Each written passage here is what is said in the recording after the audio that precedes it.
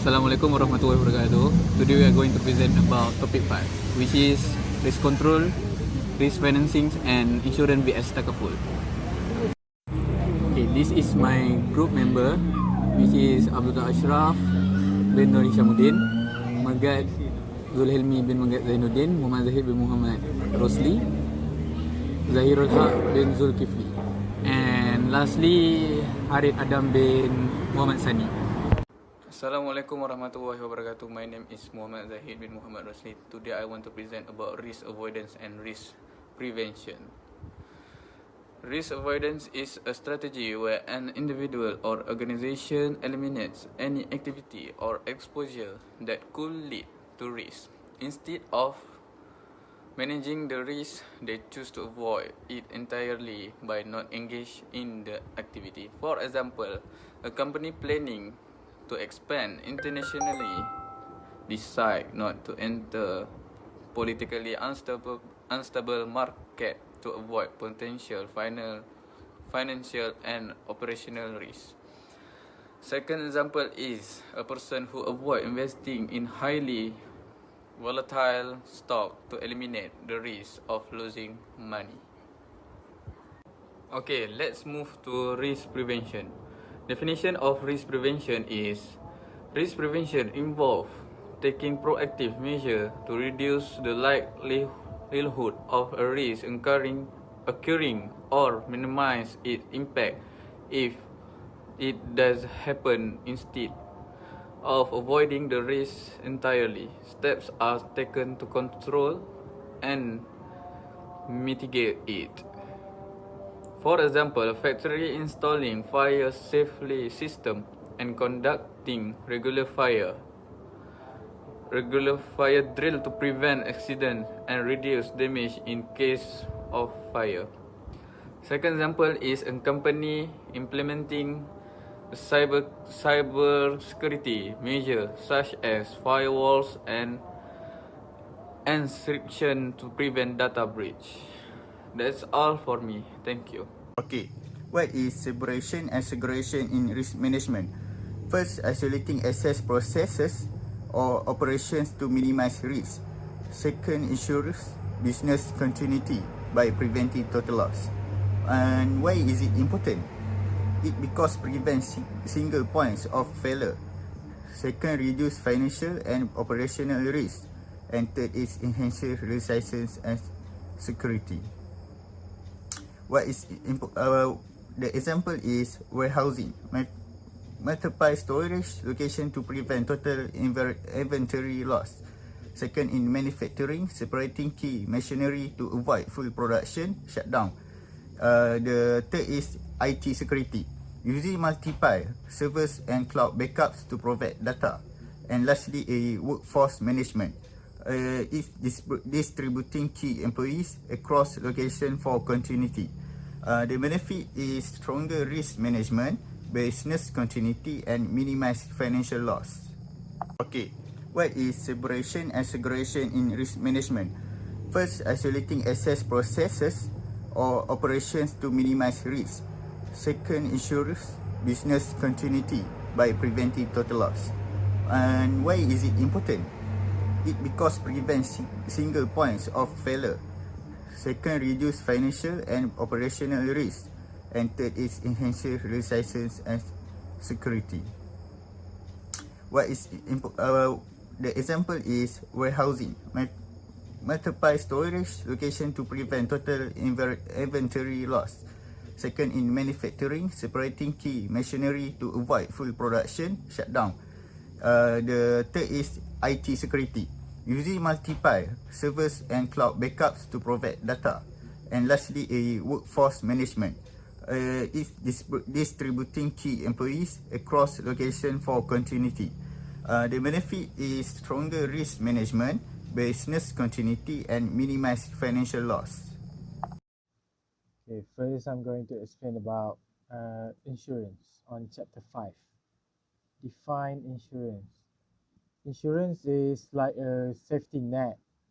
When you pay a small amount of money regularly, that called premium to an insurance company, In return, if something bad happens, like an accident, illness, or damage to your property, the the insurance company that you pay will help you to cover the cost. This will protect you from big financial loss. Okay, to the next question is explain the history of insurance. Insurance in Malaysia started in 18th and 19th centuries when British trading firm act as an agent for UK insurance company. After independence, Malaysia began establish our own company, insurance company, and by the 1960s, many life and general insurance company have been created, but some of them operated without proper guideline. So to fix this problem, the Insurance Act 1963 was introduced, giving the Ministry of Finance the authority to regulate and supervise the industry.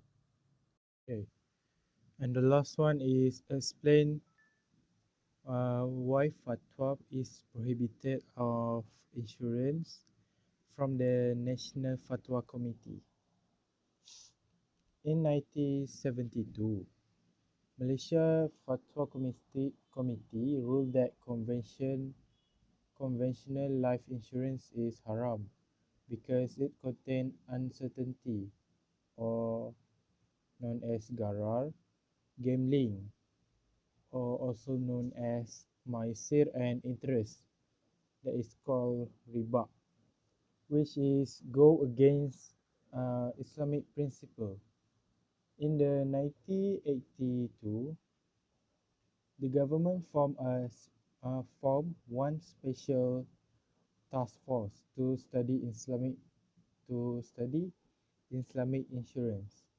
They found that while insurance itself is not wrong, but however, conventional insurance contracts had elements that make them invalid under Sharia law. As a result, the Takaful Act 1984 was introduced, leading to the creation of Syarikat Takaful Malaysia Berhad, the first Islamic insurance company in the country. Assalamualaikum, my name is Abdul Ashraf, and today I'm going to talk about chapter 5.2, which is risk finance. The first risk is risk retention. Risk retention is where an organization retains part of their potential risk, typically for manageable and predictable losses, such as setting aside reserve fund for minor damages. Second is self-insurance, involved in creating a dedicated fund to cover losses, allowing an organization to act as its own insurer, such as allocating funds for property or liability claims. The third is captive insurance. It refers to a subsidiary company that ensure the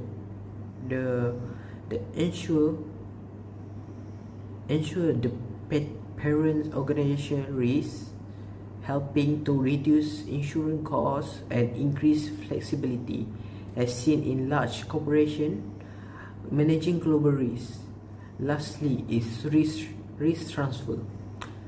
Risk transfer is shift the risk to a third party through contract or insurance, protecting the financial impact of large losses such as liability or property damage insurance. That's all. Okay, for conclusion, risk control prevent loss while risk financing managed then through savings, insurance or takaful. Insurance transfer risk to an insurer whereas takaful follows a share. Syariah compliant model, the choice depends on financial needs and ethical preference. Okay, that's all from us. Thank you to Sir Fauzan.